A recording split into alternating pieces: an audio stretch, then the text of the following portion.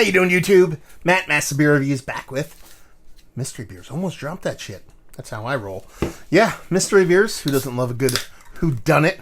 And yeah, this one comes courtesy of my boy Taylor from Virginia. He sent me off a 2-banger of mystery beers from down that way. And classic, beautiful blue painter's tape with that sweet bounty paper towel look. And what do we have here? I mean, gun to my head, we're going to talk about this being a hazy. I mean, it looks all the parts of a double or even triple IPA. Big, huge, rich, tight, compact bubbles. Dense as dense could be, kind of body to her. And just has that kind of rich, dense, kind of orange core to it. So it could be a base double IPA. It could be a big IPA. It could be a hazy. All through and through. It could be lactose-based. We don't know. But from a distance, I'm guessing double IPA. See if we can get a nose. Oh, man, that smells pretty good. Yeah, I mean, that's OJ for days, man. Big OJ, both from a fruit juicy standpoint, but also from like a sweetened zestiness, too. I mean, there's a soft bittering component in there, but I think this is going to be one of those drop-out, all bittering kind of New England-style classic kind of hazies. But she smells all the parts of orange juice. Yeah, she smells big, bright, slightly acidic, orange juice kind of acidic. Big, bright, dense, hefty. Off the nose, I'm guessing a base double IPA, probably verging right around 8%, maybe even a little bit bigger, 8.5%. Just core 4, dry hop to all hell on the cold side kind of beer. Let's take a sippy poo. Cheers.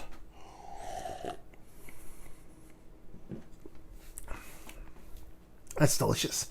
I mean, that is super duper classic new school.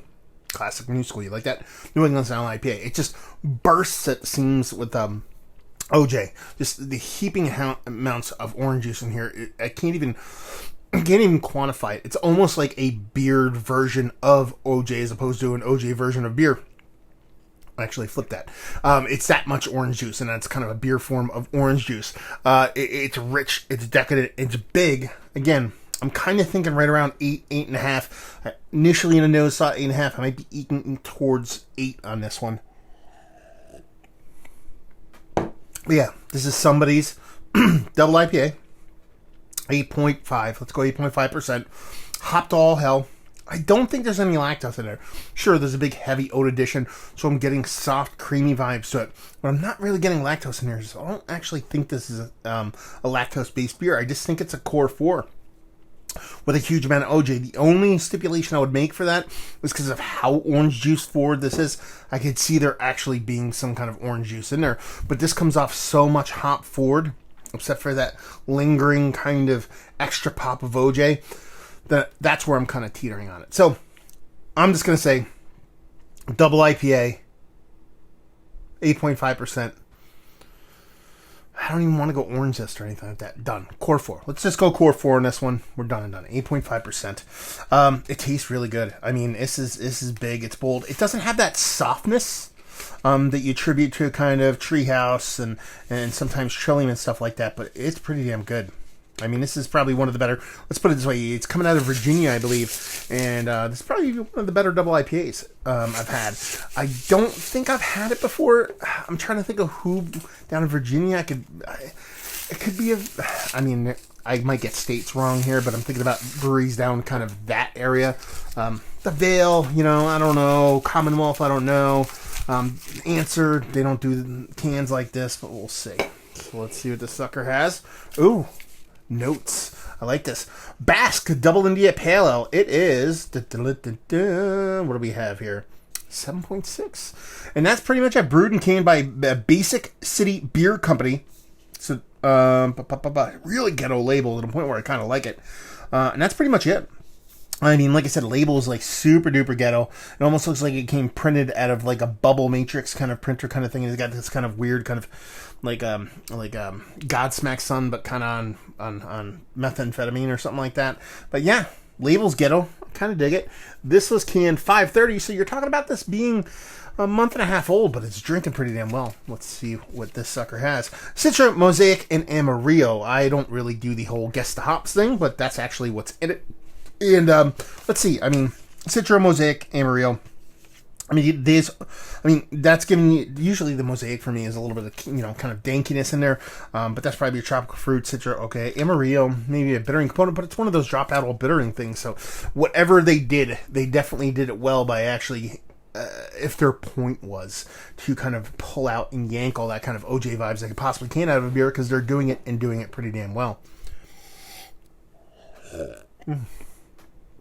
This is really good stuff. This is one of the better new school hazies that I've had in quite some time.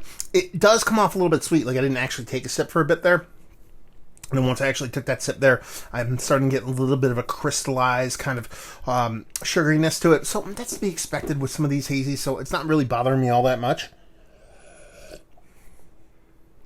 But even for me, to kind of guess at 8.5 and have it be 7.6, a full point lower than where I thought it would be, that's pretty cool. I dig that. So it's not in your sessionable range, but it definitely drinks bigger than what it is.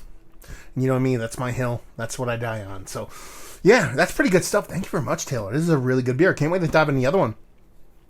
So let's talk about it. It's one of the better double IPAs I've had as of late. Actually, yeah, this really does it for me. Tasty, big, bold.